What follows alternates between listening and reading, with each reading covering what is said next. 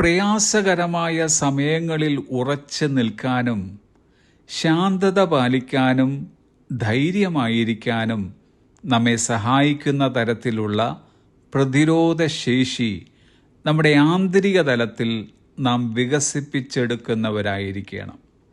അതിന് മനഃപൂർവമായ പരിശീലനം ആവശ്യമാണ്. ബൈബിൾ ജ്ഞാനത്തിലും ദൈനംദിന ശീലങ്ങളിലും വേരൂന്നിയ ചില പ്രായോഗിക വശങ്ങളുണ്ട്. അത് ശ്രദ്ധിക്കുക. 1. Develop A strong inner life. ശക്തമായ ഒരു ആന്തരിക ജീവിതം വികസിപ്പിച്ചെടുക്കുക. അതിന് പ്രാർത്ഥനയും ദൈവവചന ധ്യാനവും നമ്മെ സഹായിക്കുന്നു. ദൈവത്തോടൊപ്പം പതിവായി നിശബ്ദതയിൽ സമയം ചെലവഴിക്കുക. അത് വ്യക്തതയും സമാധാനവും വളർത്തുന്നു. നമ്മുടെ സാഹചര്യത്തെക്കാൾ വലിയ ഒന്നിൽ നങ്കൂരമിടാൻ നമ്മുടെ ആത്മാവിനെ പരിശീലിപ്പിക്കുക. 2. Know our identity and values. നമ്മുടെ വ്യക്തിത്വവും മൂല്യങ്ങളും അറിയുക.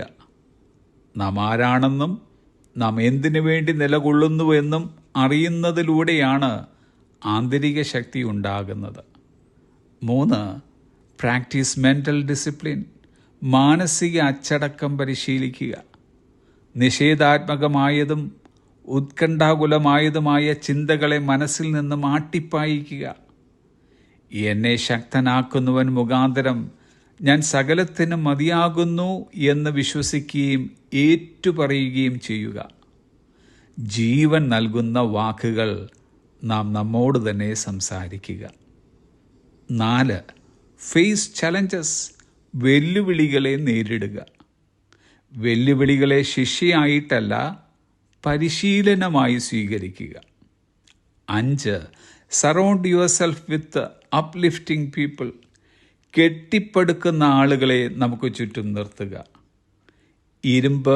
ഇരുമ്പിനെ മൂർച്ച കൂട്ടുന്നത് പോലെ മറ്റുള്ളവരുടെ ഉത്തേജിപ്പിക്കുന്നതും പ്രോത്സാഹിപ്പിക്കുന്നതുമായ വാക്കുകൾ നമ്മെ ശക്തിപ്പെടുത്തുന്നതായിരിക്കും. 6. Keep our purpose in front of us. നമ്മുടെ ലക്ഷ്യം നമ്മുടെ മുമ്പിൽ വയ്ക്കുക. ഒരു നാൾ ആ ലക്ഷ്യപ്രാപ്തിയിൽ എത്തിച്ചേരും എന്ന വിശ്വാസം വളർത്തിയെടുക്കുക. 7. Ask God for his grace and strength. കർത്താവിൻ്റെ കൃപയ്ക്കായും ശക്തിക്കായും യാചിക്കുക. നമുക്കിന്ന് ഇങ്ങനെ പ്രാർത്ഥിക്കാം. കർത്താവേ, എൻ്റെ ആന്തരിക അസ്തിത്വത്തിൽ എനിക്ക് ശക്തി നൽകണമേ. സമ്മർദ്ദത്തിന് കീഴിലും ഉറച്ചു നിൽക്കാനും സന്തോഷത്തോടെ ഇരിക്കാനും സമാധാനത്തോടെ നടക്കാനും എന്നെ സഹായിക്കണമേ. നിന്നിൽ ഞാൻ ആരാണെന്ന് എന്നെ ഓർമ്മിപ്പിക്കണമേ. ആമേൻ. Have a blessed day.